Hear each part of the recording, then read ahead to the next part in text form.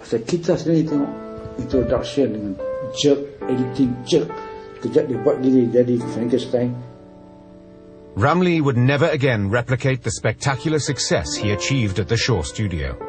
Dia orang janji macam-macam, nak kasih dia buat colour film, nak buat canggih-canggih lah, cinemascope. Tapi bila dia sampai sini, tak ditepatkan janji, dia dah kecewa. Jadi dia punya creation bila bikin filem dah tak gairah macam di Jalan Ampas. The advent of television, Hollywood, Hong Kong and colour Hindi films sounded the death knell of P.Ramlee's attempt to reinvent himself. P.Ramlee directed and acted in 18 more films for Merdeka Studio until 1970, including the popular Do-Re-Mi trilogy. The comedic series was meant to recreate his popular Bujang Lapok characters, but it failed to capture their innocence and lovable ineptitude. Laxmana Do-Re-Mi was the last film P.Ramlee directed for Merdeka Studio. At home, P.Ramlee lived happily with Saloma and their 5 adopted children. His only biological son, Nasir, had married and left home at 19. Ramlee realized that however dedicated he was to his work, he needed the emotional anchoring that only his family could provide. They meant the world to him.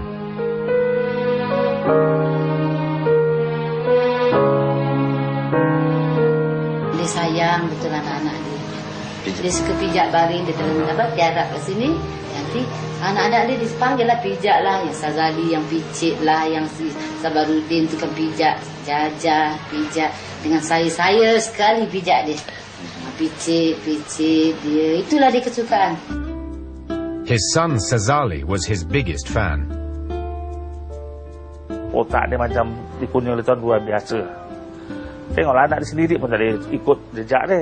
Daddy saya, dia segak, handsome. Saya tak handsome.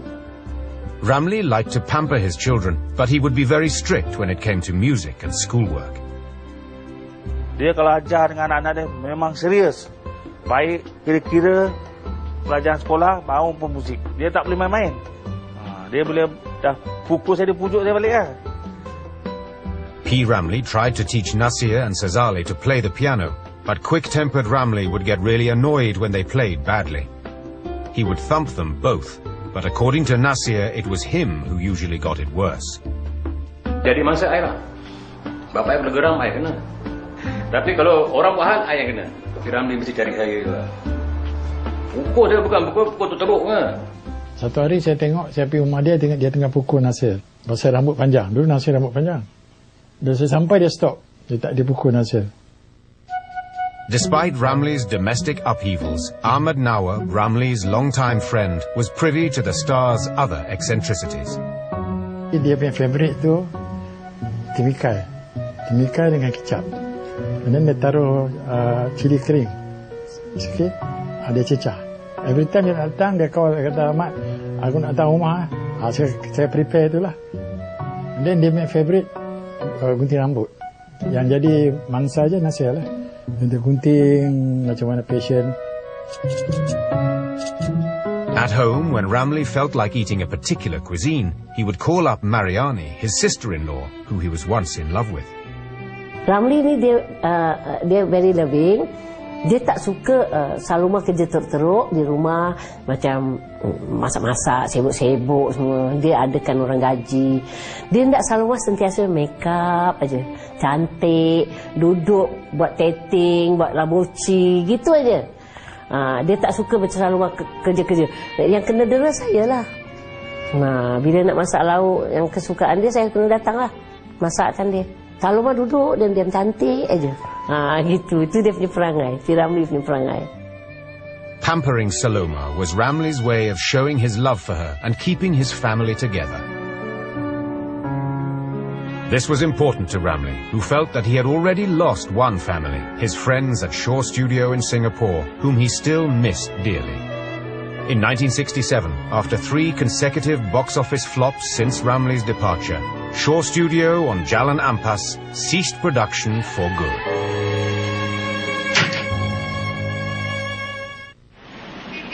It was the era of the swinging 60s and the world invasion of rock, soul, pop, reggae, and blues music. The Bee Gees, the Rolling Stones, the Beatles, and the Supremes all became household names, displacing P.Ramlee's brand of music and singing style. And while local pop singers struggled to compete with the new musical craze, P.Ramlee remained true to his music. The consequences were disastrous. P.Ramlee pernah kena bu di stage di Dewan Bahasa Pusaka. Waktu tu malam 3 Ramlee. P.Ramlee, Ramlee. Saya kameraman.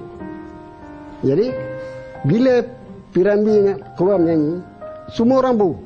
Saya tengok waktu pop di stadium, penyanyi Singapura dengan Malaysia, bila penyanyi Malaysia keluar, mesti orang bu. Jadi orang tak suka waktu tu penyanyi tempatan. But these incidents only served to strengthen Ramlee's resolve to promote the preservation of traditional Malay music.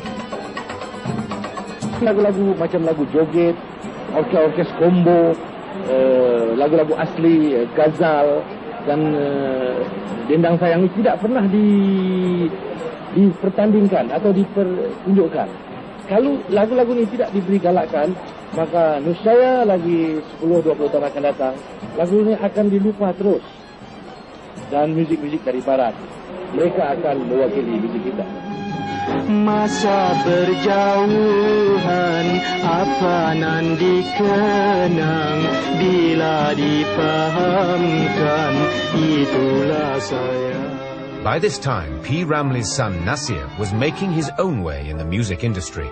But Ramlee was disappointed at what he saw as Nasir's lack of music and acting skills. It was a sensitive subject that often left them on non-speaking terms. Nasir lamented having to live up to public expectations of him as P.Ramlee's son whenever he performed. Yang beban satu je, bila ada show orang panggil nyanyi, orang mesti compare. Oh, tak macam bapak dia pun. What should I nyanyi style I? Bukan nak ikut P.Ramlee. Tak macam bapak dia lah. Alamak, I sakit hati dengar aku. P.Ramlee made it clear he had no interest in Nasir's brand of music. But Nasir caught him hiding behind a pillar at the Merlin Hotel to watch him play one night. Dia minta I dekat apa. Tak nampak I tahu dari dia P.Ramlee. Dia buat macam ni tau. I membuat jadi sejam dengan baru nak baik tu. As their love-hate relationship continued, P.Ramlee felt his son slipping further away from him. Dia dengan Nasir ni kurang sikit, kurang rapat. Tidak duduk cerita apa, tak ada. Dia yang rapat betul Sazali. Termasuk bila datang si Zazaloma, dia rapat dengan Zazaloma. Bila datang Sabarudin, dia rapat dengan Sabarudin. Sebab-sebabnya saya tak tahu, kemungkinan mengikut cerita Kasma Buti,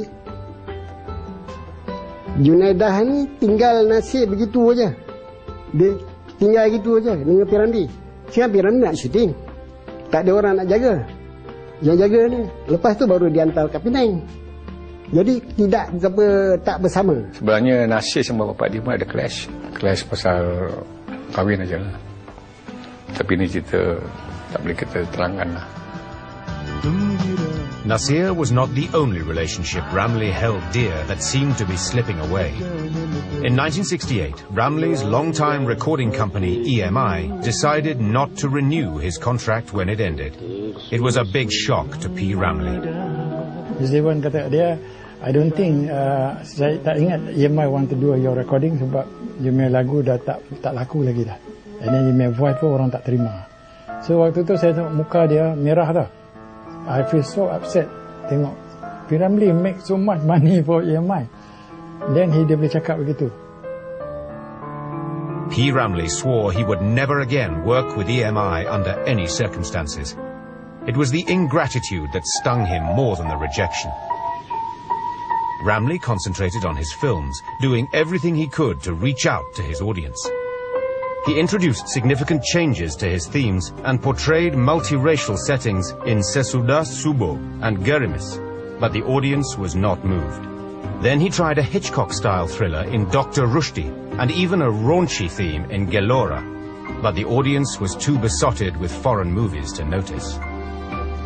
Rejected for his singing, acting and directing, Ramlee's humiliation was complete. With one fell swoop, his status had changed from idol to fallen star. Bini Syowingok tunjuk pada P.Ramlee surat tu, kontrak P.Ramlee tidak boleh disambung lagi. Sign oleh Ja'far Abdullah. Ja'far Abdullah, a Shaw Organization executive, also said in the letter that P.Ramlee was a has-been and his movies were no longer selling. Ada satu kawan abang masuk kerja di Shaw Brothers, dapat fotostatkan surat tu, abang dapat baca. Memang surat tu betul-betul macam nak membunuh P.Ramlee. P.Ramlee punya filem sentiasa laku.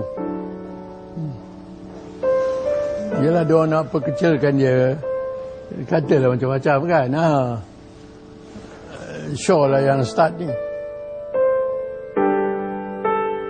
1972 to 73 were Ramlee's darkest days. With hardly any acting, directing, composing or singing jobs offered to him, he was desperate to find the means to support his family. P.Ramlee sang at weddings with Saloma, acted as compere for stage shows and became a judge for acting competitions to make ends meet. Nasir did not realize how broke his father was. Saya pun kadang-kadang jumpa dia, dia tak pernah bilang yang dia susah apa, dia act normal kan, jadi saya tak tahu nak predict macam mana dia. Dia tak pernah cerita dia punya kesusahan, macam mana susah dia pun dia pendam kan. Ini P.Ramlee. Yet Ramlee's critics were relentless. There was very little sympathy for him. The Ramlee skeptics among the journalists were almost gloating in their review of his fall from grace. P.Ramlee memang kecewa dengan wartawan. Kecewa dengan saya sendiri pun kadang-kadang saya nak jumpa dia pun susah, dia malas nak jumpa wartawan. Kan? Apabila ada satu pengkat tu, dia ada dalam studio tu. Dia tengah mengubah lagu, mencipta lagu kan. Apabila saya masuk dengan wartawan tu, dia lari. Dia tak nak jumpa. But P.Ramlee was fortunate to have found a friend, fan and benefactor in businessman Dato H.M. Shah. They set up a Malaysian film enterprise called Perfima.